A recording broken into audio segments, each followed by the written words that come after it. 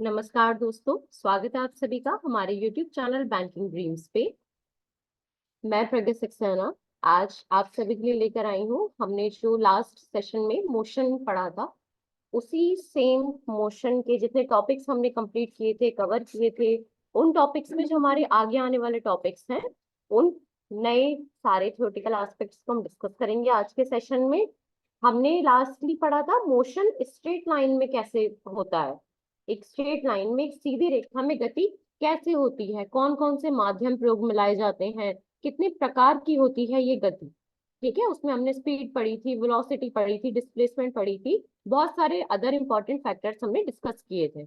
आज same form में हम आगे बढ़ेंगे और आज हम पढ़ेंगे हमारा सर्कुलर मोशन कैसा होता है। हम कवर कर चुके हैं स्ट्रेट मोशन, आज बात होगी जो हमारा सर्कुलर मोशन है, वृत्ताकार जो मोशन है हमारा, एंगुलर वेलोसिटी, एंगुलर डिस्प्लेसमेंट, ये सारी टर्म्स हम आज डिस्कस करने वाले हैं। इसी के साथ हमारा मोशन चैप्टर अपने कंक्लूजन वाले पोर्शन पर आ चुका है। जैसे मैं हमेशा कहती हूँ आप सभी से कि अच्छे से पढ़ाई कर रहे होंगे आई गेस आप लोग, और नई आशाओं नई उम्मीदों के संग शुरू करते हैं आज का हमारा सेशन। और ये सेशन दोस्तों, जितने भी हमारे रेलवे टेक्नीशियन भर्ती का जो एग्जाम हमारा होने वाला है, उसके जितने भी एस्पिरेंट्स हैं उनके लिए बहुत ज्यादा बेनिफिशियल है ये जितने भी हमारे सेशंस हैं। बाय बिकॉज हम सिलेबस से स्टिक हैं बिल्कुल। ठीक है, हम सिलेबस से स्टिक रह के आपकी प्रिपरेशन करवा रहे हैं एंड सारा ही मटेरियल आपको फ्री ऑफ कॉस्ट प्रोवाइड कराया जा रहा है। जितने भी पीडीएफ्स हैं जो भी हमारे थ्रू आप तक लाई जा रही हैं, वो आप टेलीग्राम, जो हमारा चैनल है, हमारे टेलीग्राम चैनल के थ्रू आप उन पीडीएफ्स को डाउनलोड कर सकते हैं। हमारा ऐप है बैंकिंग ड्रीम्स का, उस पे आपको सभी मॉक टेस्ट, डेली क्विज वगैरह प्रोवाइड की जाती हैं। वहां से आप अपना रिवीजन कर सकते हैं। And like I always say, हमारा यूट्यूब सेक्शन, हमारा इंस्टाग्राम हैंडल आप सभी के लिए 24/7 अवेलेबल है। तो कोई भी क्वेरी है, कोई संदेह है, कोई ऐसा पॉइंट है जो आपको सही से नहीं समझ आया, या शायद हम नहीं आपको सही से समझा पाए एट दैट मोमेंट, तो आप जरूर हमसे पूछिए। हम आपको as soon as possible revert back जरूर करेंगे। तो चलिए without wasting our much time, देखते हैं आज हमारा फर्स्ट टॉपिक क्या होने वाला है। Coming to the very first topic of the day, that is motion. सारी बात ही हमारी मोशन के बारे में हो रही है। अभी हमने डिस्कस किया कि हमने बात की थी स्ट्रेट लाइन में मोशन कैसे होता है, जैसे यहाँ पर हो रहा है। यहाँ पे ये बॉल कह लीजिए, ये कोई पिंड कह लीजिए, जो स्ट्रेट लाइन में मोशन करते हुए आगे बढ़ रहा है। ठीक है, तो इसमें इसकी जो स्पीड होगी, कितने प्रकार की होगी, यूनिफॉर्म होगी, नॉन यूनिफॉर्म होगी, कांस्टेंट रहेगी, ये सब हम डिस्कस कर चुके हैं। पर अब बात होने वाली है इंस्टेंटेनियस स्पीड की। हमने पहले डिस्कस किया था कि एवरेज स्पीड क्या होती है, एवरेज स्पीड क्या होती है, जिसमें हमने देखा था कि जितना भी टोटल डिस्टेंस कवर किया गया है, उस टोटल डिस्टेंस का, उस एवरेज डिस्टेंस का जब आप अपॉन लेंगे with the average time taken, तो आपका निकल कर आ जाएगा एवरेज स्पीड। बट जब बात आती है इंस्टेंटेनियस स्पीड की, जिसे हम कहते हैं तत्काल गति, तो तत्काल गति क्या होता है, द इंस्टेंटेनियस स्पीड, ये एक ऐसी स्पीड होती है जो किसी भी पर्टिकुलर मोमेंट पर, किसी भी पर्टिकुलर पॉइंट पर देखी जाती है। मानिए ये एक ए पॉइंट है, ये एक बी पॉइंट है, इन दोनों पॉइंट्स में मैं ट्रेवल कर रही हूँ। मैं उठी, उठ के ए से बी पॉइंट पर गई। अब कोई आपसे अचानक से पूछ ले कि यहाँ ये जो सी पॉइंट है, इस सी पॉइंट पर मेरी क्या गति रही होगी, क्या स्पीड रही होगी, तो यहाँ आपसे ना तो एवरेज स्पीड पूछा जा रहा है, ना आपसे यूनिफॉर्म नॉन यूनिफॉर्म स्पीड की बात हो रही है। यहाँ आपसे पूछा जा रहा है कि तत्काल गति क्या रहेगी आपकी पॉइंट सी पर। तो ऐसे में ये स्पीड कहलाती है इंस्टेंटेनियस स्पीड।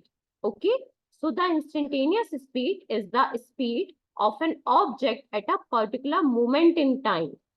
समय आगे बढ़ता जा रहा है, आप डिस्टेंस ट्रेवल करते जा रहे हैं, डिस्टेंस कवर करते जा रहे हैं। ऐसे में अगर आपसे किसी एक मोमेंट पर मैं आपको रोक दूं, वहां आपसे पूछ लूं कि भैया इस जगह पे आप किस स्पीड से ट्रेवल कर रहे थे, तो वो आपकी कहलाएगी तत्काल गति या फिर तात्कालिक गति। ये दोनों ही टर्म सेम है, तात्कालिक गति लिखकर आ जाए तो कंफ्यूज होने की कोई भी जरूरत नहीं है।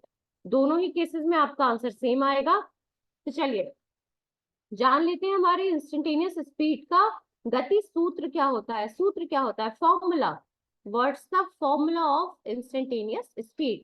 तो इंस्टेंटेनियस स्पीड का फॉर्मूला होता है speed bracket I is equals to D S upon D T.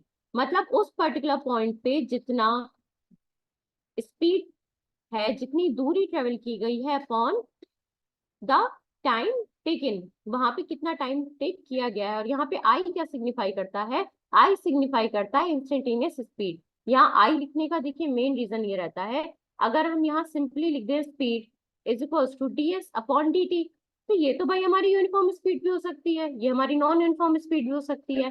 पर जब आप यहाँ पे आई लगा देते हैं ना, तो आई लगाने से क्या होता है कि आपको पता चल जाता है कि यहाँ पे आपसे इंस्टेंटेनियस स्पीड ही पूछी जा रही है at that particular point of movement, जिसे हम हिंदी में कहते हैं तात्कालिक गति या फिर तत्काल गति। तो हमारे तात्कालिक गति सूत्र क्या होता है, speed I equals to ds upon dt, जहाँ ds है हमारी दूरी, तय की गई दूरी, dt is the time taken, time period, समय अंतराल, और गति आई क्या शो करता है, आई शो करता है तात्कालिक गति, इंस्टेंटेनियस स्पीड। होपफुली इतना क्लियर है। एंड फ्रेंड्स, जैसा मैं हमेशा कहती हूँ, आपको अगर किसी भी पॉइंट पे कोई भी संदेह है, कोई आपको लगता है कि ये चीज मुझे उतनी अच्छे से क्लियर नहीं हो पाई है, तो there is no scope for hesitation, there should be no word in between you and me, you are free to ask. कोई भी आपको क्वेश्चन पूछना है, our comment section is totally available, आप हमसे हमारे कमेंट सेक्शन के थ्रू जुड़ सकते हैं, पूछ सकते हैं, and as soon as possible we will be reverting you back. Okay, तो चलिए अभी हमने क्या पढ़ा था कि तात्कालिक गति क्या होता है, दैट इज इंस्टेंटेनियस स्पीड होता क्या है। नेक्स्ट हमने पढ़ा कि इंस्टेंटेनियस स्पीड का फॉर्मूला क्या होता है, और इसी लाइन में हम पढ़ेंगे अब कि इंस्टेंटेनियस स्पीड, जिसे हम कहते हैं तात्कालिक गति, इसकी इकाई क्या होती है, इकाई, यूनिट, सबसे सूक्ष्म दर किसी भी चीज की, तो इसकी क्या होती है तात्कालिक गति की, हमारी SI इकाई क्या है, SI यूनिट क्या है, मीटर पर सेकेंड, MS लिखा हुआ है, दैट इज मीटर पर सेकंड। यह एक अदिश राशि है। अब अदिश राशि हमने बहुत अच्छे से हमारे लास्ट 2 सेशंस में समझा था कि कौन सी राशियां अदिश कहलाती हैं, कौन सी राशियां सदिश कहलाती हैं। तो ऐसे में हम यहाँ पे हमसे बताया गया है कि ये राशि क्या है, हमारी अदिश राशि, जिसे हम कहते हैं स्केलर क्वांटिटी। मैं दोबारा बता देती हूँ, हर वो क्वांटिटी जिसमें आपको डायरेक्शन की जरूरत नहीं पड़ती है, जिसको मेजर करने के लिए, उस क्वांटिटी को आप कहते हैं, उस पर्टिकुलर भौतिक राशि, फिजिकल क्वांटिटी को आप क्या कहते हैं, एक स्केलर क्वांटिटी कहलाती है वो। अब इसमें हमारा क्या होता है, इसमें हमारा होता है वॉल्यूम। फॉर एग्जाम्पल वॉल्यूम, अगर आपके पास एक गिलास है, उस गिलास में आपने पानी भरा रखा है, तो इसमें कितना वॉल्यूम है पानी का, ये इस बात पे बिल्कुल भी डिपेंड नहीं करेगा। आप अगर गिलास को थोड़ा सा टेढ़ा टिल्ट करके रख दिया, हमारा गिलास कुछ ज्यादा टेढ़ा हो गया यहाँ पे, पर ठीक है, अगर आप गिलास को थोड़ा सा टेढ़ा करके रख दे, तो आप देखेंगे कि उसकी वॉल्यूम एकदम सेम रहेगी, लेवल आपको अप डाउन होता हुआ दिखेगा पर उसकी वॉल्यूम सेम रहेगी। तो आप क्या कहेंगे कि टोटल वॉल्यूम जो है, उस वॉल्यूम के मैग्नीट्यूड पे, परिमाण पे किसी भी तरीके से डायरेक्शन का कोई फर्क नहीं पड़ रहा है, it is a directionless quantity. तो ऐसे केस में हमारी वॉल्यूम क्या होती है, स्केलर क्वांटिटी। और इसी प्रकार हमारा इंस्टेंटेनियस स्पीड भी है एक scalar quantity. Why is it so, because आप चाहे पूर्व की ओर बढ़ रहे हो, चाहे पश्चिम की ओर बढ़ रहे हो, चाहे दक्षिण की ओर बढ़ रहे हो, पर इस पर आपकी स्पीड पर इस बात का फर्क नहीं पड़ता कि आप किस डायरेक्शन में ट्रेवल कर रहे हैं, बिकॉज स्पीड के फॉर्मूला में डायरेक्शन का कोई आपके पास नीड ही नहीं है। It's simple ds upon dt, मतलब जो आपका डिस्टेंस ट्रेवल किया गया upon the time taken, simple. चलिए ये हमने पढ़ लिया कि हमारा इंस्टेंटेनियस स्पीड क्या होता है। कल का सेशन हमारा थोड़ा ज्यादा लेंदी हो गया था, तो ये टाइप ऑफ स्पीड हमारा रह गया था पढ़ने से। बाकी स्पीड के टाइप्स हम लास्ट सेशन में कवर कर चुके हैं, जिसने नहीं देखा है please do like share and subscribe our channel, जाइए देखिए हमारी video and do share it with your friends. आते हैं नेक्स्ट पॉइंट पे। नेक्स्ट पॉइंट हमारा एक बार और देख लेते हैं कि इंस्टेंटेनियस स्पीड क्या होता है। जल्दी से एक क्विक बिट ले लेते हैं। इंस्टेंटेनियस स्पीड को हम तत्काल गति या फिर तात्कालिक गति के नाम से भी जानते थे, ये हमें पता था। अब हमारे पास आता है इंस्टेंटेनियस वेलोसिटी। क्या होता है वेलोसिटी, जिसे हम हिंदी में कहते हैं वेग। हमने नॉर्मल वेलोसिटी, मतलब जो हमारा वेलोसिटी था वो हमने पढ़ लिया था जब हम स्ट्रेट लाइन में पढ़ रहे थे। अब हम यहाँ पे पढ़ रहे हैं कि इंस्टेंटेनियस वेलोसिटी क्या होता है। जिस प्रकार इंस्टेंटेनियस स्पीड है, उसी प्रकार इंस्टेंटेनियस वेलोसिटी भी दोस्तों। अगर आप यहाँ से यहाँ ट्रेवल कर रहे हैं, मानिए आपका पॉइंट E है, ये आपका पॉइंट F है, तो यहाँ पे जब आप ट्रेवल कर रहे हैं, मानिए आपसे मैं यहाँ पॉइंट D पे रोक लूं और यहाँ आपसे पूछूं कि आपकी वेलोसिटी क्या है, तो इस पर्टिकुलर पॉइंट पे जो भी आपकी वेलोसिटी कैलकुलेट कर आएगी, that would be your instantaneous velocity. मतलब एक विशिष्ट समय बिंदु पर, ये बिंदु था ना, पॉइंट था ना, एक विशिष्ट समय बिंदु पर गति के तहत किसी वस्तु का वेग, मतलब किसी पर्टिकुलर टाइम इंटरवल पर, किसी पर्टिकुलर टाइम इंटरवल पर आपका कोई टाइम है, मानिए यहां तक आप ट्रेवल करके आए 5 मिनट में, तो इस 5 मिनट पे, इस पॉइंट पे जब आप प्रेजेंट हैं, तो यहाँ पे आपका जितना भी वेलोसिटी निकल कर आएगी ना, जब आप कैलकुलेट करेंगे, वो आप क्या कहलाती है, इंस्टेंटेनियस वेलोसिटी, तात्कालिक वेग जिसे हम कहते हैं। क्लियर है इतना? नेक्स्ट हम जान लेते हैं कि हमारा इंस्टेंटेनियस वेलोसिटी दैट इज तात्कालिक वेग का फॉर्मूला, सूत्र क्या होता है। तो इसका फॉर्मूला हमारे पास होता है V I is equals to delta T D S upon D T. यहाँ पे डेल्टा टी हमारा क्या होता है, छोटा समय अंतराल होता है, छोटा सा समय अंतराल दिखाया जाता है यहाँ पे। जैसे आप कह सकते हैं टाइम 0, टाइम 1, ये हम आगे पढ़ेंगे जब हम अपने आगे के सेशंस कंटिन्यू करेंगे। डी एस हमारा होता है डिस्टेंस, वी आई हमारा हो गया तात्क्षणिक वेग जिसे हम कहते हैं इंस्टेंटेनियस वेलोसिटी, डी टी हमारा हो गया टाइम, और एस है यहाँ पे आपका विस्थापन दैट इज डिस्प्लेसमेंट। क्लियर है? नेक्स्ट आते हैं, हमारा इंस्टेंटेनियस वेलोसिटी की यूनिट क्या होती है। इसकी यूनिट भी सेम रहेगी, मीटर पर सेकंड, पर ये हमारी एक सदिश राशि हो जाएगी दैट इज वेक्टर क्वांटिटी। यही वजह है जब आप v लिखते हैं, वेलोसिटी लिखते हैं, तो उसके ऊपर एक डायरेक्शन का एरो लगता है, क्योंकि हमने पढ़ा है कि जितने भी हमारे वेक्टर्स होते हैं, वेक्टर क्वांटिटीज होती हैं, उन सभी को आप कैसे सिग्निफाई करते हैं, कैसे शो करते हैं, तो आप एक एरो का इस्तेमाल करके उनको शो करते हैं। तो यहाँ पे आपसे क्या पूछा जा रहा है कि इंस्टेंटेनियस वेलोसिटी जो है, इसकी एसआई यूनिट क्या है। So the SI unit of instantaneous velocity is metre per second. और यह क्या है, यह एक सदिश राशि है जिसे हम कहते हैं एक वेक्टर क्वांटिटी। अब फॉर्मूला 1 लवर क्या कोई है, फॉर्मूला 1 रेसिस, तो यहाँ फॉर्मूला 1 रेसिस की बात नहीं कर रहे हैं, यहाँ बात की जा रही है जो फॉर्मूलाज यूज में लाए जाते हैं। क्लियर? तो हमने जाना कि इंस्टेंटेनियस स्पीड क्या होती है, इंस्टेंटेनियस स्पीड का फॉर्मूला क्या होता है, इंस्टेंटेनियस स्पीड की यूनिट क्या होती है, और नेक्स्ट हमने जान लिया कि इंस्टेंटेनियस वेलोसिटी क्या होती है, इंस्टेंटेनियस वेलोसिटी का फॉर्मूला क्या होता है along with its SI unit.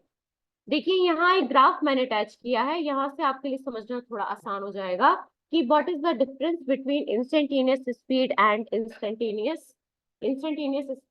Instantaneous velocity. तो देखिए यहाँ मान लेते हैं पॉइंट O है, ये हमारा एक्स ओरिजिन है, ये वाई ओरिजिन है, ठीक, मतलब ये हमारा एक्स एक्सिस है, ये हमारा वाई एक्सिस है। तो यहाँ पे आपका डिस्टेंस ट्रेवल हो रहा है किलोमीटर पर आवर में, और ये मान लेते हैं टाइम आपका है कितने में, मिनट्स में टाइम है आपका। क्लियर? तो ऐसे में आप क्या कहेंगे, ये किलोमीटर पर आवर है, तो यहाँ पे भी चलिए आर ही मान लीजिए, फिर टफ हो जाएगा समझाना भी और आपका समझना भी। तो हमने टाइम मान दिया, let's say it's in are. अब ये कार हमारी चल रही है भाई, चल रही है उबड़ खाबड़, स्ट्रेट लाइन की बात नहीं हो रही है, ध्यान दीजिएगा, जितनी भी हमने ग्राफ्स पीछे बात की थी सब में स्ट्रेट लाइन थी, पर यहाँ हम डिस्कस कर रहे हैं जब भी हमारा कोई ऐसा मूवमेंट हो रहा हो जहां पे आपका डायरेक्शन चेंज हो रहा हो, तो ऐसे डायरेक्शन चेंज होने पर उस पर्टिकुलर पॉइंट पे क्या स्पीड होगी, पर्टिकुलर वेलोसिटी क्या होगी उस पॉइंट पे, that is what we call instantaneous speed और वेलोसिटी। अब आई गेस आपको अच्छे से समझ में आ चुका होगा। तो कार हमारी मानी चल रही है, अब यहाँ पे अगर मैं आपसे पूछ लूं कि भाई ये जो ये वाला पॉइंट है, ये तो सब एक सा जा रहा है, नीचे जा रहा है, पर जब यहाँ चेंजेस आए, ये आपका हो गया इंस्टेंटेनियस पॉइंट, ये आपका हो गया इंस्टेंटेनियस पॉइंट, ये आपका हो गया इंस्टेंटेनियस पॉइंट, तो इस पर्टिकुलर पॉइंट पे इसका स्पीड क्या होगी, दैट इज इंस्टेंटेनियस स्पीड। और अगर आप डायरेक्शन के बारे में बात करें, डिस्प्लेसमेंट के बारे में बात करेंगे, मतलब मिनिमम डिस्टेंस देखेंगे, तो आपसे पूछा जाएगा कि इंस्टेंटेनियस वेलोसिटी क्या होती है। आई होप क्लियर हो चुका है दोनों फैक्टर्स क्या होते हैं। आज का हमारा सेशन पूर्ण रूप से होने वाला है सर्कुलर मोशन के बारे में, जिसे हम कहते हैं वृत्ताकार गति। ठीक है, सर्कुलर मोशन क्या होता है इसमें हम जानेंगे, और सर्कुलर मोशन में इस्तेमाल होने वाली जो अलग अलग हमारी की पॉइंट्स है, की टर्म्स है, उनके बारे में हम बात करेंगे। मान लेते हैं मैं ऐसे बैठी हुई हूँ, अब मैं ऊपर मुंह घुमाऊं, तो मैंने ऊपर देखा पंखा चल रहा है, सीलिंग से पंखा चल रहा है, फैन चल रहा है, अटैच्ड है सीलिंग से। तो क्या पंखा लीनियर मोशन कर रहा है, स्ट्रेट लाइन मोशन कर रहा है? बिल्कुल भी नहीं। हमारा जो फैन है वो मोशन कर रहा है सर्कुलर, वहां पे मोशन हो रहा है सर्कुलर, तो इसे हम कहते हैं सर्कुलर मोशन दैट इज वृत्ताकार गति. So circular motion is simply described as a movement of an object while rotating. पंखा हमारा रोटेट कर रहा है along a circular path. पंखा हमारा रोटेट कर रहा है continuously along a circular path around a circle. तो ऐसे मोशन को क्या कहा जाएगा, ऐसी तय की गई गति को क्या कहा जाएगा, सर्कुलर मोशन. सर्कुलर मोशन आपका यूनिफॉर्म भी हो सकता है, नॉन यूनिफॉर्म भी हो सकता है. इसका एग्जांपल भी हम एक फैन से समझ लेते हैं. जैसे जब हमने फैन स्टार्ट किया, तो फैन जब आपका धीरे धीरे स्टार्ट हो रहा है, तो वहां पे आपका स्पीड हो या वेलोसिटी हो या आपका टाइम इंटरवल जितना कंज्यूम किया जा रहा है, टाइम टेक किया जा रहा है, वो यूनिफॉर्म नहीं रहता, वो कंटिन्यूअसली बढ़ता जाता है ना. और जैसे जैसे उसका मोशन पूरा होता है, टाइम कम होता जाता है, तो उसके द्वारा जितना डिस्टेंस ट्रेवल किया जा रहा है वो डिस्टेंस बढ़ता जाता है. तो ऐसे में क्या कहा जाता है कि जब फैन हमारा इनिशियली स्टार्ट किया जा रहा है, यहाँ पे हमारा फैन कर रहा है non-uniform circular motion, but when it's rotating or it's moving with its whole speed or with its whole velocity, then it is said to be undergoing uniform motion. ठीक है, यहाँ यूनिफॉर्म मोशन कौन सा, circular uniform motion की बात आ रही है. तो वृत्ताकार गति हमारी क्या होती है, जिसे हम कहते हैं सर्कुलर मोशन. और वृत्ताकार गति को वृत्ताकार पथ पर घूमते हुए किसी वस्तु की गति के रूप में वर्णित किया जाता है. हमने समझ लिया कि एक सर्कल है हमारा, मान लेते हैं ये सर्कल है. अब इस सर्कल में, इस वृत्त में, वृत्ताकार पथ पर अगर हम घूम रहे हैं, कोई वस्तु घूम रही है, मानिए घूम रही है, घूम रही है, घूम रही है, घूम रही है, घूम के यहाँ आई, फिर घूम के यहाँ गई, तो इसने जो गति की, जो इसने पाथ ट्रेवल किया, वो कहलाता है इसका सर्कुलर पाथ. और वो गति कहलाती है वृत्ताकार गति. वृत्ताकार गति हमने अभी जाना कि यूनिफॉर्म दैट इज समान भी हो सकती है और गैर समान भी हो सकती है, यूनिफॉर्म भी हो सकती है और नॉन यूनिफॉर्म भी हो सकती है. और जब हमारी एक समान वृत्ताकार गति होती है ना, मतलब जब हमारी यूनिफॉर्म सर्कुलर मोशन हो रहा होता है, तो आपका कोणीय दर और गति स्थिर हो जाती है. समझ रहे हैं इसका क्या मतलब होता है, कि आपका जितना डिस्प्लेसमेंट हो रहा है, जो स्पीड उस टाइम पे ट्रेवल की जा रही है, जो वेलोसिटी है, वो स्थिर हो जाती है, यूनिफॉर्म हो जाती है, एक से रहती है. लेकिन जब आपका नॉन यूनिफॉर्म सर्कुलर मोशन होता है, तब आपका इनमें से कोई भी फिनोमेना सेम नहीं रहता है. और अगर आपको कभी भी सर्कुलर मोशन समझने मुश्किल हो रही है, तो आपके लिए सबसे अच्छा ऑप्शन है कि आप एग्जाम्पल लीजिए, किसी और चीज का नहीं, आप एग्जाम्पल लीजिए एक फैन का. बिकॉज आप एक फैन का एग्जाम्पल लेंगे तो आपके लिए इजी हो जाएगा चीजों को कैच करना. आते हैं नेक्स्ट पे, देखते हैं. देखिए यहाँ एक पिक्चर राइट की गई है, यहाँ दिखाया जा रहा है कि सर्कुलर मोशन कैसे होता है. अब यहाँ एक ये पर्सन खड़ा हुआ है, इसने हाथ में ऐसे एक ही बॉल, मान लेते हैं, लेट से ये एक बॉल है, ये कोई पिंड है जिसे घुमा रहा है, पूरी स्पीड से घुमा रहा है. तो ऐसे में ये बॉल क्या कर रही है, सर्कुलर मोशन कर रही है. और ये जिस वायर से अटैच है ना, धागा कह लीजिए, स्ट्रैंड कह लीजिए, थ्रेड कह लीजिए, इससे अटैच है. इसमें टेंशन जब क्रिएट होती है, इस धागे में जब टेंशन क्रिएट होती है, फुल स्पीड के संग, फुल फोर्स के संग, जो इसकी फोर्स बाहर के डायरेक्शन में लग रही है, इस डायरेक्शन में लग रही है इस समय, तब ये करता है यूनिफॉर्म सर्कुलर मोशन. लेकिन जैसे जैसे ये स्पीड हल्की करता जाता है, फोर्स कम करता जाता है, उसी प्रकार से नॉन यूनिफॉर्म मोशन का फिनोमिना डेवलप हो जाता है. तो यहाँ से हमने समझा कि सर्कुलर मोशन क्या होता है. सर्कुलर मोशन की दो बेसिक टाइप्स है, that is uniform circular motion along with non uniform circular motion. Circular motion के कुछ और एग्जाम्पल भी हम देख लेते हैं. जैसे सबसे बखूबी, बहुत अच्छा एग्जाम्पल इसका हमारे पास आता है, मैन मेड सैटेलाइट. हमारी मैन मेड सैटेलाइट एक बहुत ज्यादा अच्छा एग्जाम्पल है सर्कुलर मोशन का, क्योंकि ये रिवॉल्व करती रहती है अर्थ के चारों ओर. अपने अर्थ के चारों ओर ये कंटिन्यूअसली रिवॉल्व करती रहती है मैन मेड सैटेलाइट. या फिर आप एक रोटेटिंग सीलिंग फैन, जिसका एग्जांपल मैं आपको ऑलरेडी दे चुकी हूँ. हमारा जो पंखा होता है घरों की छत पे, दीवारों पे जो पंखा लगा हुआ होता है, ये एक बहुत अच्छा एग्जांपल है सर्कुलर मोशन का. कार का व्हील, कार का पहिया जिस प्रकार से घूम रहा होता है, विंड मिल के ब्लेड्स जिस प्रकार से घूम रहे होते हैं, या फिर जो गियर है हमारे गैस टर्बाइन्स के, ये जिस प्रकार से घूम रहे होते हैं, these all are undergoing none other than circular motion. जब यूनिफॉर्म सर्कुलर मोशन हो रहा होता है ना, तो जो एंगुलर रेट ऑफ रोटेशन होता है और स्पीड होती है ना, वो कांस्टेंट रहता है.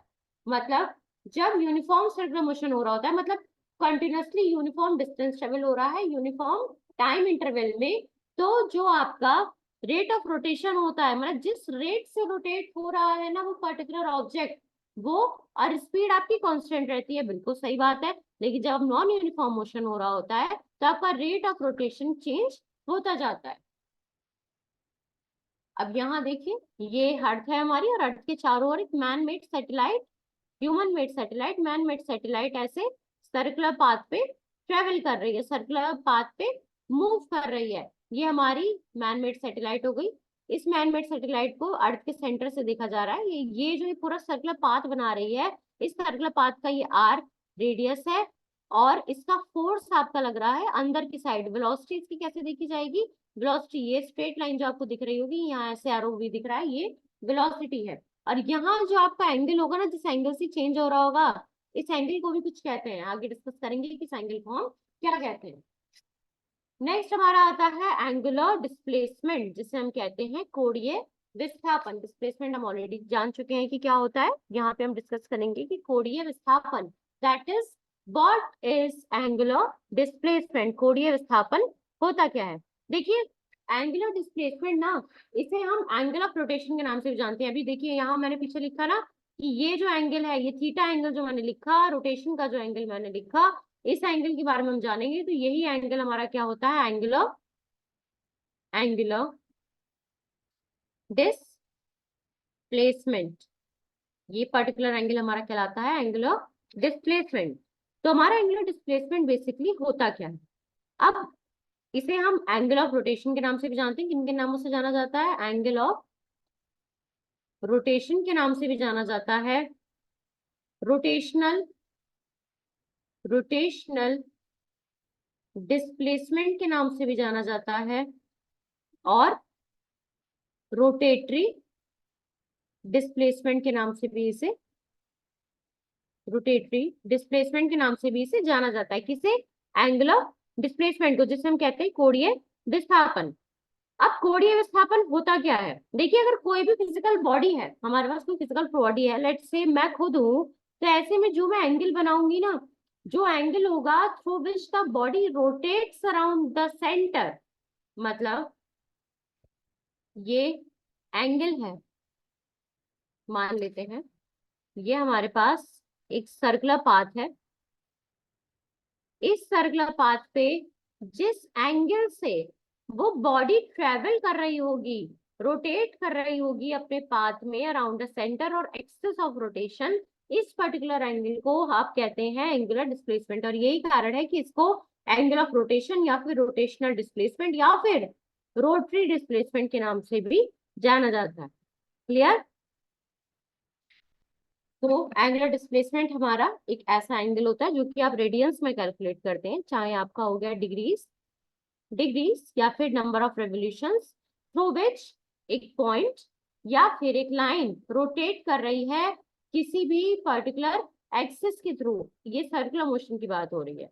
और angle of it is the angle of the movement of a body in a circle. Simple, इस एक सेंटेंस से आप इसे अच्छे से समझ सकते हैं। पहले मैंने थोड़ा साइंटिफिक टर्म यूज करके आपको समझा दिया, सो दैट आप समझ लें कि यहाँ पे रेडियंस, डिग्रीज और रेवोल्यूशंस वगैरह क्या होती हैं।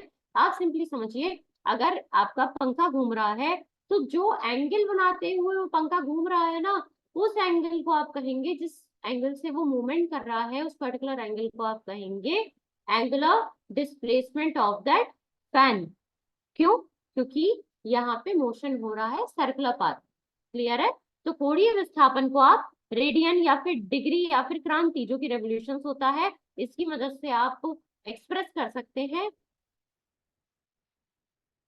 नेक्स्ट यहाँ समझ लेते हैं एंगुलर डिस्प्लेसमेंट। तो ये जो हमारा एंगल है, यहाँ मूवमेंट हो रहा है ना, यहाँ से यहाँ मूवमेंट हो रहा है, यहाँ से यहाँ कोई बॉडी, कोई पिंड हमारे पास मूवमेंट कर रहा है, ये आर हो गई हमारी रेडियस, आर हो गई हमारी रेडियस। तो यहाँ जो एस स्पीड है, एस इज द स्पीड, इस एंगल से जो एंगल थीटा एंगल लिया गया है, जो एंगल बन रहा है ना, जिस एंगल से मूवमेंट हो रहा है, जिस एंगल से रोटेशनरी चल रही है, जिस एंगल से रोटेशन हो रहा है, इस एंगल को कहा जाता है एंगुलर डिस्प्लेसमेंट। नेक्स्ट आते हैं व्हाट इज एंगुलर डिस्प्लेसमेंट, ये हम समझ चुके हैं। इसमें कुछ और की टर्म्स हम समझ लेते हैं। और कि it is the angle made by a body while moving in a circular path. बिल्कुल सही बात है। जब कोई बॉडी किसी सर्कुलर पाथ में घूम रही है तो उसके द्वारा जो एंगल बनाया जा रहा है, जिस एंगल को बनाते हुए वो घूम रही है, that particular angle is called angle of displacement. और अगर इस टॉपिक में हम थोड़ा और अंदर घुसें उससे पहले थोड़ा सा समझ लेते हैं। हमने बात कर ली सर्कुलर पाथ होता क्या है, सर्कुलर मोशन होता क्या है। ऐसे में एक पॉइंट और बहुत आपके पास इंपॉर्टेंट आता है कि रोटेशन क्या होता है। रिजिड बॉडीज जो हमारी है उनका रोटेशन क्या होता है। तो देखिए, जब भी कोई आपकी रिजिड बॉडी रोटेट कर रही है ना, अपने ओन एक्सिस पे रोटेट कर रही है, तो इसका जो मोशन होगा, आप इसे समझ लीजिए कोई छोटा सा पार्टिकल है जो मूव कर रहा है।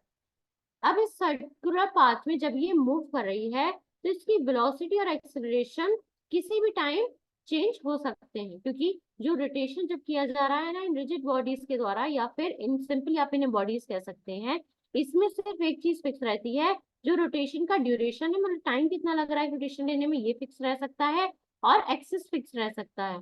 तो ऐसे में क्या कहलाता है कि ये मूवमेंट हमारा हो रहा है, ये मोशन हमारा हो रहा है रोटेशनल मोशन। वाई? Because यहाँ पे velocity or acceleration can be changed, but the duration of a rotation along with the fixed axis remains the same, remains constant. This particular motion is called rotational motion.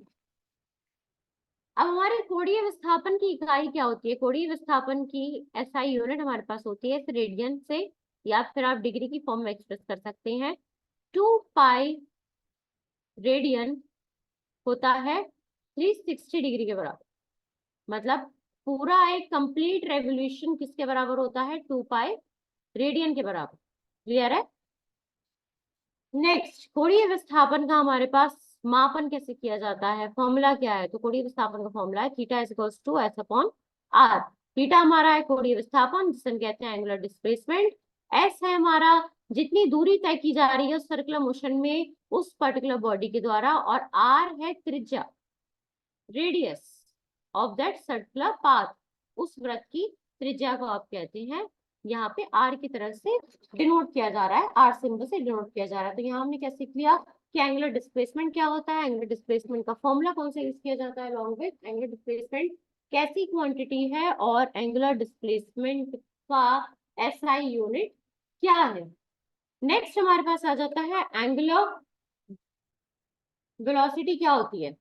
So angular velocity हमारे पास क्या होती है, जिसे आप कहते हैं कोणीय वेग। एंगुलर वेलोसिटी को आप कहते हैं कोणीय वेग। तो दोस्तों, एंगुलर वेलोसिटी को आप एंगुलर फ्रीक्वेंसी वेक्टर के नाम से भी जान सकते हैं। इसे एंगुलर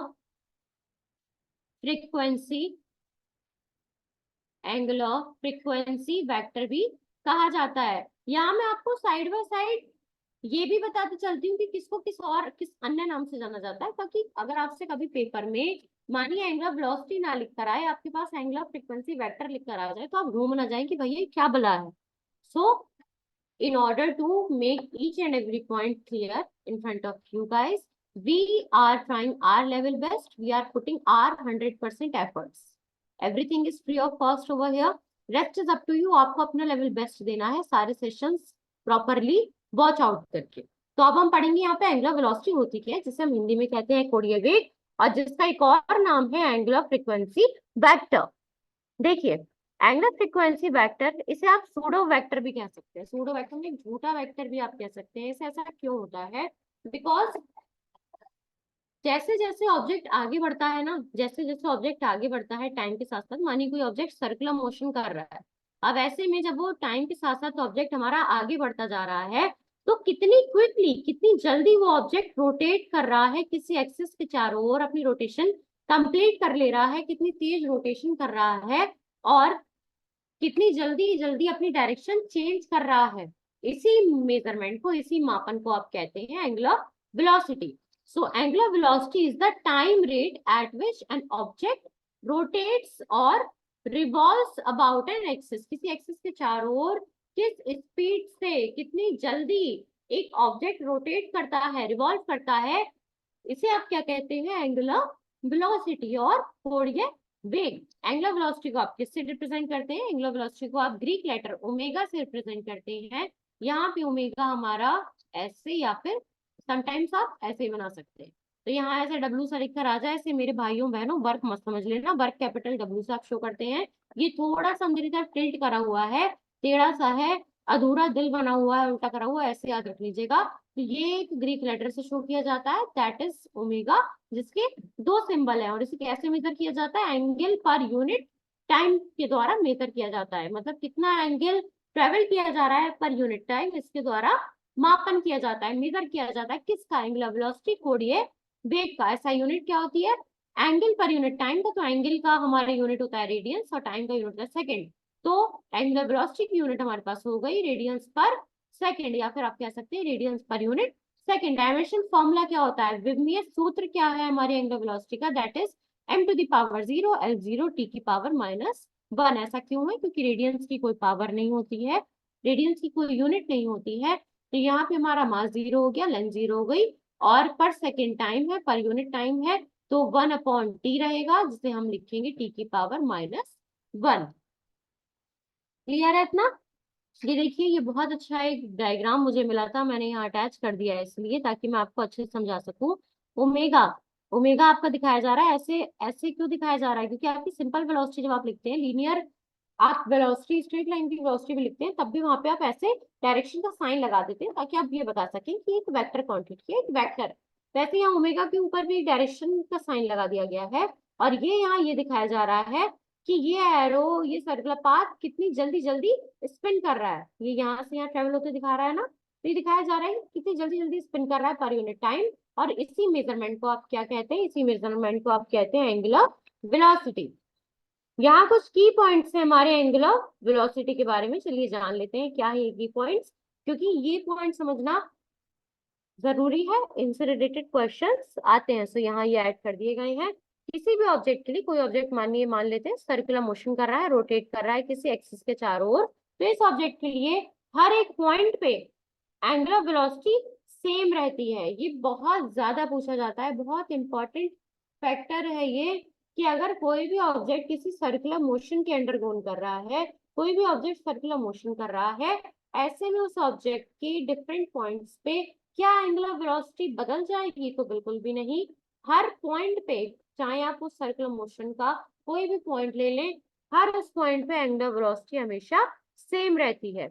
लेकिन अगर आपके पास कोई ऐसा पॉइंट है ना जो दूर है, बहुत ज्यादा दूर है, जो उस एक्सिस से रोटेशन हो रही है, उस एक्सिस से, उस रोटेशन के एक्सिस से अगर वो पॉइंट बहुत ज्यादा दूर है, तो उसकी टेंजेंशियल वेलोसिटी अलग हो जाएगी। जो टेंजेंट बनेगा वो अलग हो जाएगा, टेंजेंट की डायरेक्शन चेंज हो जाएगी, दैट्स व्हाई टेंजेंशियल वेलोसिटी अलग हो जाएगी, टेंजेंशियल वेलोसिटी अलग हो जाएगी। नेक्स्ट हमारे पास आता है एंगुलर वेलोसिटी, को आप किस नाम से जानते हैं? हम जान चुके हैं, रोटेशनल वेलोसिटी और एंगुलर फ्रीक्वेंसी वेक्टर के नाम से जानते हैं। तो यहाँ हमने क्या पढ़ लिया कि एंगुलर वेलोसिटी क्या होती है, दैट इज कोणीय वेग क्या होता है। तो कोणीय वेग हमारी वह समय दर है जिस पर कोई वस्तु किसी अक्ष के चारों ओर घूमती है। मतलब ऐसा टाइम इंटरवल जिसपे कोई भी वस्तु किसी एक्सिस के चारों ओर सर्कुलर मोशन कर रही है, घूम रही है, इसे आप ग्रीक अक्षर ओमेगा के संग, या फिर ये दोनों कोई भी सिंबल आप इस्तेमाल करके इसे सिंबलाइज कर सकते हैं। और इसे प्रति इकाई समय कोण में मापा जाता है, मतलब रेडियन पर यूनिट सेकंड में इसको मापा जाता है। और इसका विमीय सूत्र, दैट इज डायमेंशनल फॉर्मूला, हम लिख चुके हैं। इसका डायमेंशनल फॉर्मूला होता है हमारा m0 L0 t की पावर -1। और ये मैं आपको बता चुकी हूँ कि ऐसा क्यों होता है कि यहाँ पे m और l की पावर 0 0 होती है, ऐसा क्यों है? ठीक है, तो t की पावर होती है क्यों? क्योंकि यहाँ पे पर यूनिट सेकंड है, तो जब आप t को ऊपर लेकर जाएंगे तब यहाँ पे पावर 1 ना रहकर पावर हो जाएगी -1। नेक्स्ट हमारे पास पॉइंट आता है दोस्तों, अब हम पढ़ेंगे कि हमारी सिंपल मशीन क्या होती है। देखिए, सिंपल मशीन पढ़ने से पहले एक बार थोड़ा सा रिकैप ले लेते हैं कि हमने लास्टली क्या क्या पढ़ा, क्या क्या चीजें थी जो हमने पढ़ी, हमने कवर की। तो हमने सबसे पहले हमारे जो सेशन स्टार्ट किया था मोशन का, उस सेशन में हमने पढ़ा था कि मोशन स्ट्रेट लाइन में कैसे होता है। हमने उसमें पढ़ा था कि वेलोसिटी क्या होती है, डिस्टेंस क्या होती है, डिस्प्लेसमेंट क्या होती है, और बहुत अच्छे तरीके से ग्राफ्स के फॉर्म में भी समझा था। आज हम हमारे सारे सेशंस में हमने पढ़ा कि इंस्टेंटेनियस स्पीड क्या होती है। ये मैं फिर से इसलिए बता रही हूँ ताकि मेरे जो भी ऐसे फ्रेंड्स हैं जिन्होंने सेशन अभी नहीं कंप्लीट देखा है, लास्ट सेशन, या फिर इस सेशन में हमसे नहीं जुड़े हुए हैं, नहीं वॉच आउट कर रहे हैं, तो वो आके जरूर देखें। Because friends, believe us or not, but we are doing our level best. We are providing you the best material over here.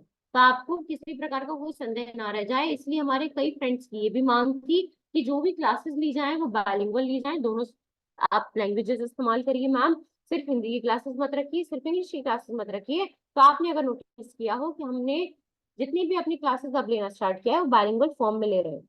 इससे ज्यादा मेहनत आप हमारी साइड से क्या ही एक्सपेक्ट करेंगे। हमारी एक्सपेक्टेशन अब आपसे रहेगी कि आप अच्छे से पढ़ाई करके अपने एग्जाम को फ्लाइंग कलर्स के संग क्लियर कर लें, वही हमारे लिए बहुत अच्छी पेमेंट होगी। सो अब हम पढ़ेंगे यहाँ पे कि सिंपल मशीन होता क्या है। सिंपल मशीन जिसे आप क्या कहते हैं, सरल मशीन। तो सिंपल मशीन एक ऐसी डिवाइस होती है, देखिए मशीन मतलब कोई ऐसी डिवाइस होती है जो कि कोई भी वर्क को परफॉर्म करने के लिए यूज की जाती है। कोई भी मशीन आप क्यों इस्तेमाल करते हैं, हम घर में वाइपर को क्यों इस्तेमाल करते हैं, वाइपर का इस्तेमाल कोई काम करने के लिए कर रहे हैं ना। हम मोटर क्यों चलाते हैं, मोटर एक हमारी मशीन है, डिवाइस है, उसे हम किसी काम के लिए तो इस्तेमाल कर रहे हैं ना। तो ऐसे ही सिंपल मशीन जिसे आप सरल मशीन कहते हैं, ये भी एक ऐसी डिवाइसेस होती हैं जिनको इसलिए इस्तेमाल किया जाता है ताकि वर्क को परफॉर्म किया जा सके। परफॉर्मिंग वर्क इनका मेन फिनोमेना होता है, मेन काम होता है। और ऐसा इसलिए होता है ताकि जितना भी हमारा मैन मेड वर्क है, मैन बेस्ड वर्क है, उसे थोड़ा सा लीनियंट बनाया जा सके, थोड़ा सा इजी बनाया जा सके। तो सिंपल मशीन हमारी कोई भी ऐसी डिवाइस होती है जो कि वर्क परफॉर्म करने के लिए इस्तेमाल की जाती है। और कैसे इस्तेमाल की जाती है, इस पे आप जब फोर्स लगाते हैं, जिसे आप कह सकते हैं एफर्ट लगाते हैं किसी भी कन्वीनियंट पॉइंट पे in a convenient direction, so that आप फ्रिक्शन से ऊपर आ सके, वहां लोड से ऊपर आ सके एट सम अदर पॉइंट। अब देखिए मैं कैसे समझा सकती हूँ आपको। मानिए आपके पास एक वाइपर आप हाथ में पकड़ के खड़े हैं। अब उस वाइपर को अगर आपने अपनी तरफ पुल किया, तो ऐसे में आपको अपनी साइड फोर्स लगाना पड़ रहा है, एफर्ट लगाना पड़ रहा है उस वाइपर पे। और ये एफर्ट आपको किसी एक पर्टिकुलर पॉइंट पे, किसी पर्टिकुलर डायरेक्शन पे तो लगाना होगा ना, तो वो किसी कन्वीनियंट पॉइंट पे लगाना होगा। ऐसा तो है नहीं कि आपको वाइपर को अपनी तरफ पुल अगर करना है, वाइपर अपनी तरफ आप पुल कर रहे हैं, अपनी तरफ खींच रहे हैं, तो आप उसको धक्का दे दे दूसरी तरफ है, धक्का दे दे इधर टेढ़े मेढ़े, तो वो सेम वर्क तो करेगा नहीं। तो ऐसे में क्या कहा जाता है कि जब भी जो फोर्स अप्लाई हो रहा है, जो एफर्ट अप्लाई हो रहा है, वो कन्वीनियंट पॉइंट पे अप्लाई किया जा रहा है, कन्वीनियंट डायरेक्शन में अप्लाई किया जा रहा है, मतलब आप अपनी तरफ खींच रहे हैं वाइपर को। और आप इस प्रकार से उसको फोर्स लगाएंगे कि जितना भी फ्रिक्शन होगा वाइपर के बेस के बीच में और जमीन के बीच में, जितना भी फ्रिक्शन है, जितना लोड है, उससे आप ओवरकम आ सके, ताकि आप वर्क परफॉर्म कर सके। तो ऐसे में क्या कहा जाता है, यही फिनोमेना होता है सिंपल मशीन के काम करने। समझ आ गया। Simple machine simply human effort को कम करने के लिए प्रयोग में लाई जाती है। ओके, तो सिंपल मशीन का इस्तेमाल क्या होता है, बेसिकली सिंपल मशीन हमारी ह्यूमन एफर्ट को रिड्यूस करने में, ह्यूमन एफर्ट को कम करने के लिए इस्तेमाल में लाई जाती है। अब देखिए सरल मशीन है, सिंपल मशीन जिन्हें हम कहते हैं सरल मशीनें। सरल मशीन कुछ ऐसी गतिशील भागों वाले उपकरण है, कुछ ऐसे उपकरण हैं, डिवाइसेस हैं जिनमें ऐसे गतिशील भाग होते हैं जो बल की दिशा के साथ साथ उसके परिमाण को भी बदल सकते हैं। अब ऐसा क्यों कहा गया है, क्योंकि फिर हम वाइपर का एग्जाम्पल लेते हैं, हम 4-5 एग्जाम्पल लेंगे नहीं भाई, क्यों कंफ्यूज करना आपको। हमने दोबारा एक वाइपर लिया, उसी सेम वाइपर पे आपने बल लगाया। अब जो आपने बल लगाया, फोर्स लगाया, उस पे एफर्ट लगाया, उसको आप इस प्रकार से लगाएंगे, इस डायरेक्शन में लगाएंगे, ऐसे पॉइंट पे लगाएंगे, ऐसे लोड को ओवरकम करने के लिए लगाएंगे, सो दैट आप अपने परिमाण को बदल सके, वाइपर यूज कर सके, परिमाण बदल गया आपका। तो यही आपका वर्किंग प्रोसीजर होता है किसका, एक साधारण मशीन का। नेक्स्ट हम पढ़ेंगे कि हमारी साधारण जितनी भी हमारी मशीन्स हैं, मतलब हमारी सिंपल मशीन्स, सरल मशीन्स कितने प्रकार की होती हैं। तो सरल मशीन्स हमारी होती हैं बेसिकली 6 प्रकार की होती है, जिसमें हमारे आ जाते हैं पहिया और धुरी, जिसे हम कहते हैं इंक्लाइंड प्लेन। नेक्स्ट आता है पेंच, स्क्रू, जिसे हम कहते हैं चरखी, जिसे हम कहते हैं पुली, या फिर इच्छुक विमान, जिसे आप कहते हैं इंक्लाइंड प्लेन, या फिर कील, जिसे आप कहते हैं वेज, और उत्तोलक, जिसे आप कहते हैं लिवर। अब यहाँ हमने जाना कि सिंपल मशीन्स होती क्या है, सिंपल मशीन्स का छोटा सा वर्किंग प्रोसीजर है, वो किस प्रकार से कार्य करती हैं ये भी हमने समझ लिया। अब हम जानेंगे कि सरल मशीनों के प्रकार क्या है, टाइप्स क्या है सिंपल मशीन्स के। तो सिंपल मशीन के हमारे पास 6 टाइप है जो हमने अभी पढ़ा। पहिया और धुरी, जिसे आप कहते हैं इंक्लाइन प्लेन, पेच जिसे आप कहते हैं स्क्रू, चरखी जिसे कहते हैं पुली, इच्छुक विमान जो होता है इंक्लाइन प्लेन, कील जिसे आप कहते हैं वेज, और उत्तोलक जिसे आप कहते हैं लेबर। तो यहाँ पे मैंने डायग्राम्स ऐड कर दिए हैं सिंपल मशीन्स के। जैसे सबसे पहला हमारे पास आता है व्हील एंड एक्सेल। अब ये हमारा व्हील है, ये हमारा एक्सेल पोर्शन है, तो ये क्या हो गया व्हील एंड एक्सेल। ये किसकी तरह लग रहा है देखने में, डंबल की तरह। तो डंबल हमारा क्या है, एक सिंपल मशीन है। नेक्स्ट हमारा आ गया लिवर।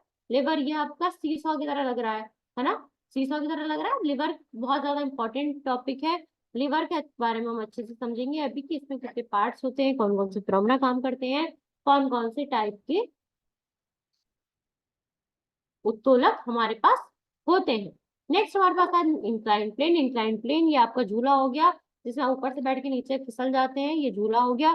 इस झूले को इस्तेमाल करके या इस पर्टिकुलर प्लेटफॉर्म को इस्तेमाल करके आप किसी भी सामान को ऊपर से नीचे बहुत आसानी से भेज सकते हैं। इनका इस्तेमाल हॉस्पिटल्स में भी होता है। नॉर्मल स्टेयर्स ना लगा के इस प्रकार की स्टेयर्स बना दी जाती हैं, सो दैट जो भी व्हील चेयर वाला पर्सन है उसे इजिली ऊपर या नीचे ले जाया जा सके, लाया जा सके। नेक्स्ट हमारे पास आती है पुली। पुली क्या है, ये होती है पुली। यहाँ पे भी फ्रिक्शन लग रही होगी इस रोप के बीच में, है ना, इस रोप के बीच में और इस पुली के बीच में फ्रिक्शन लग रही होगी। तो जब आप इस फोर्स से इस रोप को अपनी साइड खींचते हैं, सो दैट इस फ्रिक्शन से आप ओवरकम आ सके, तो आप कहते हैं कि आपकी सिंपल मशीन काम कर गई, मतलब आपने वर्क डन कर लिया। नेक्स्ट हमारे पास आता है screw. Screw is also simple machine. Last is wedge, जैसे आपका हो गया कुल्हाड़ी। तो ये कुल्हाड़ी हमारी लकड़ी पे जो आप कुल्हाड़ी को मारते हैं, कुल्हाड़ी छोड़ देती है जब लकड़ी पर, तब ऐसे में क्या होता है कि फोर्स लगाते हैं, पूरा फोर्स लगाते हैं लकड़ी के ऊपर, सही डायरेक्शन में आप अपना फोर्स लगाते हैं। ऐसा करने से क्या होता है कि आपका वर्क डन हो जाता है, लकड़ी टूट जाती है। ओके, तो यहाँ हमने क्या जाना कि सिंपल मशीन्स होती क्या है, सिंपल मशीन्स काम किस प्रकार से करती हैं, और सिंपल मशीन के टाइप्स होते क्या क्या है। Types of simple machine basically 6 हैं। इन 6 सिंपल मशीन के क्या क्या कार्य हैं और इन्हें हिंदी में किन नामों से जाना जाता है और इंग्लिश में किन नामों से जाना जाता है।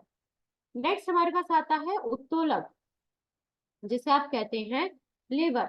उत्तोलक हमारा कहलाता है लेबर। अब देखिए उत्तोलक भी हमारा सरल मशीन मतलब सिंपल मशीन का एक उदाहरण होता है। उत्तोलक हमने पीछे भी डिस्कस किया था। मान लेते हैं हमारे पास एक सीसॉ झूला है, आपको सीसॉ झूले जैसे लग रहा है ना, तो सीसॉ हमारा काम करेगा, दिखेगा एक उत्तोलक के जैसा। एक ऐसी सीधी अथवा टेढ़ी छड़ जो किसी भी निश्चित बिंदु के पर का स्वतंत्रता पूर्वक घूर्णन के लिए स्वतंत्र हो, उसे उत्तेलक कहते हैं। जिसका उदाहरण हमारे पास होता है चिमटा, सरौता, कैंची इत्यादि। इसका क्या क्या एग्जाम्पल है हमारे पास, चिमटा, सरौता, कैंची इत्यादि। तो लिवर हमारे कितने टाइप के होते हैं ये हम आगे पढ़ेंगे। लिवर बेसिकली क्या होते हैं, ये जो हमारा सीसॉ है ये एक लिवर का एग्जांपल है। यहाँ मानिए आपने लोड रख दिया, ये आपका फुलक्रम कहलाता है। फुलक्रम हम जानेंगे क्या होता है। और नेक्स्ट हमारे पास होता है एफर्ट, आपके द्वारा एफर्ट कितना लगाया जा रहा है। देखिए आप जब सीसॉ पे बैठते हैं तो लोड तो सामने वाले इंसानों के लिए बैठा हुआ है ना। आप मानिए यहाँ पे बैठे हैं, तो यहाँ पे बैठ के आपने जितना आपकी बॉडी का वेट लगा, आपने जितना फोर्स लगाया, जितना एफर्ट लगाया, वो क्या कहलाता है, वो कहलाता है फोर्स जो लगाया जा रहा है आपकी बॉडी के द्वारा। और यही पूरा फॉर्मूला बनता है, यही पूरा फिनोमेना काम करता है उत्तोलक के तौर पे, एक सरल मशीन के तौर पे। देखिए उत्तोलक में 3 बिंदु होते हैं, अभी हमने पीछे डिस्कस किया ना कि उत्तोलक में 3 बिंदु कौन से होते हैं। तो उत्तोलक में हमारे पास बेसिकली 3 बिंदु होते हैं।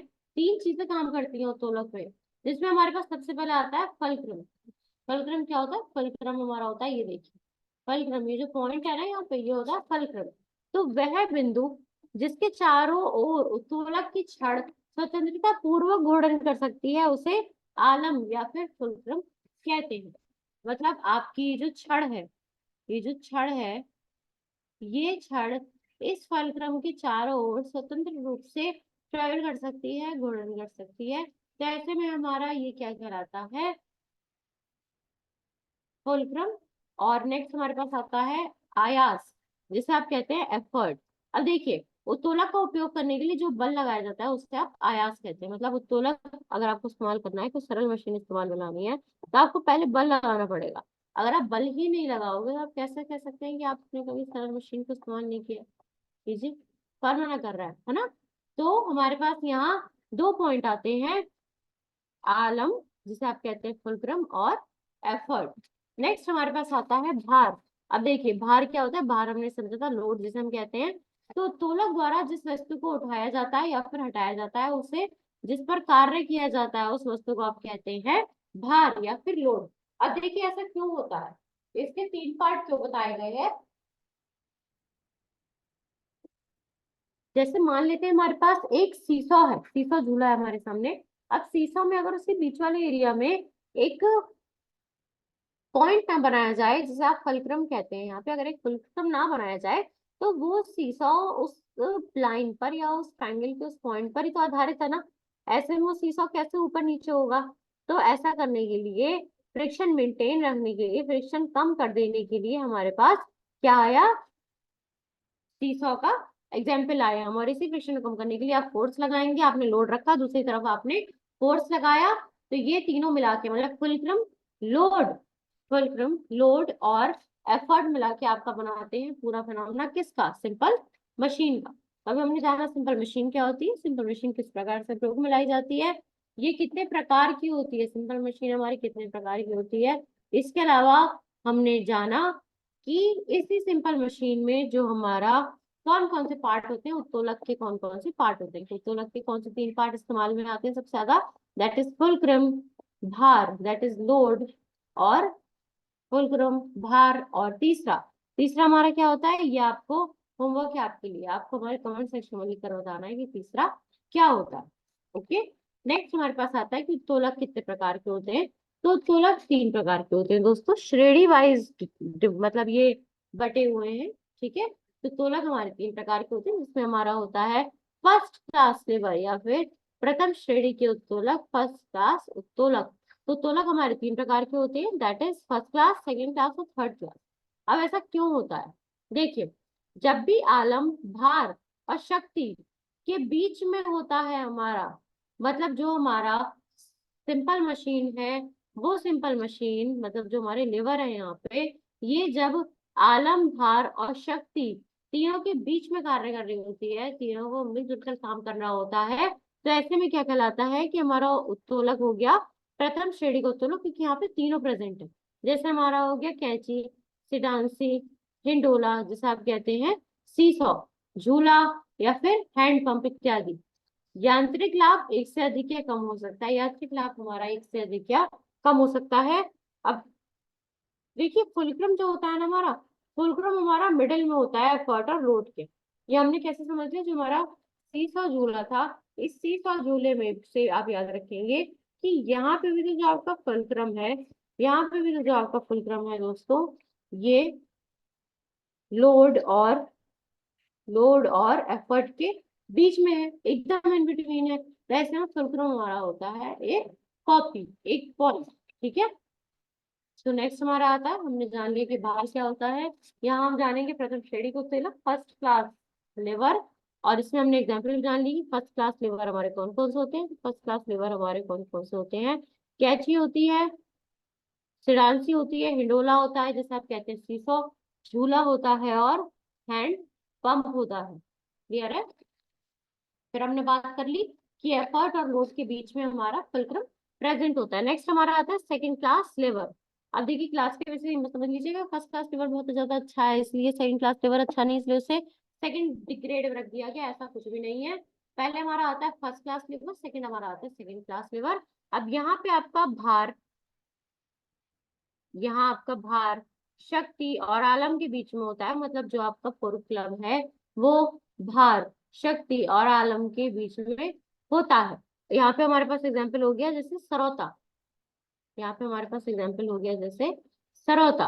ओके, सरौता, या फिर एक पहिया वाली ठेला गाड़ी, ठेला गाड़ी जो एक पहिया वाली ठेला गाड़ी होती है वो, या फिर नींबू निचोड़ने की मशीन, ये सभी क्या कार्य करती है, ये सब एक ऐसी मशीन है जो सेकंड क्लास लेवल में डिग्निफाई होती है, सेकंड क्लास लेवल में आती हैं। इसका यांत्रिक लाभ सदैव एक से अधिक होता है। अगर ये मशीन आप इस्तेमाल कर रहे हैं, सेकंड क्लास लेवल को आप इस्तेमाल कर रहे हैं, तो जो इसका यांत्रिक भाग होगा ना, वो हमेशा एक से अधिक होगा। मतलब जीरो तो होने कोई सवाल ही नहीं, निगेटिव होने कोई सवाल ही नहीं, हमेशा एक से ज्यादा ही होगा, एक से अधिक ही होगा। So the load in the middle between the fulcrum and the effort is called second class lever। Clear है? नेक्स्ट हमारा आता है तृतीय श्रेणी के उत्तोलक, थर्ड क्लास लेवर क्या होते हैं। तो जब आपका थर्ड क्लास लेवर, देखिए फर्स्ट क्लास लेवर हमने जान लिया, सेकंड क्लास लेवर हमने जान लिया। तो जब शक्ति आलम और भार के बीच में होता है, मतलब शक्ति को जब आलम और भार के बीच में रखा जाता है, तो ऐसे में ये आपका कहलाता है तृतीय श्रेणी के उत्तोलक या फिर थर्ड डिग्री लेवर। यहाँ पे यांत्रिक लाभ आपका हमेशा एक से कम होता है। इसके एग्जाम्पल है स्टेपलर, चिमटा, मनुष्य का हाथ इत्यादि। So the effort is in the middle between the fulcrum and the load. मतलब एफर्ट आपका यहाँ पे किसके बीच में आ जाता है, फल्क्रम और लोड के बारे में। देखिए जो हमारा प्रथम श्रेणी की उत्तोलक की फर्स्ट श्रेणी जो थी हमारी, उसमें फल्क्रम था किसके बीच में, फल्क्रम बीच में था, बस इतना समझ लीजिए। सेकंड में हमारा लोड बीच में था, और थर्ड में हमारा एफर्ट बीच में था। फल्क्रम, लोड और एफर्ट। क्लियर है इतना? अब यहाँ एक मैंने ग्राफ डायग्राम जो भी आप इसे कह लें ये ऐड किया है, यहाँ से समझना बहुत आसान हो जाएगा कि हमारा फर्स्ट क्लास लीवर क्या होता है, सेकंड क्लास लीवर क्या होता है, और हमारा थर्ड क्लास लीवर क्या होता है। तो देखिए फर्स्ट क्लास लीवर में हमारा क्या आता है, फर्स्ट क्लास लीवर में बहुत अच्छा एग्जाम्पल हमारा आता है सीजर। अब सीजर्स क्यों यहाँ पे एग्जाम्पल है, क्योंकि जो फोरक्लम होता है, फोरक्लम बीच में होता है लोड और एफर्ट के बीच में। तो फोरक्लम क्या है यहाँ पे, बीच में है इन दोनों के। तो ये हमारा किसके अंतर्गत आता है, फर्स्ट क्लास लीवर के अंतर्गत।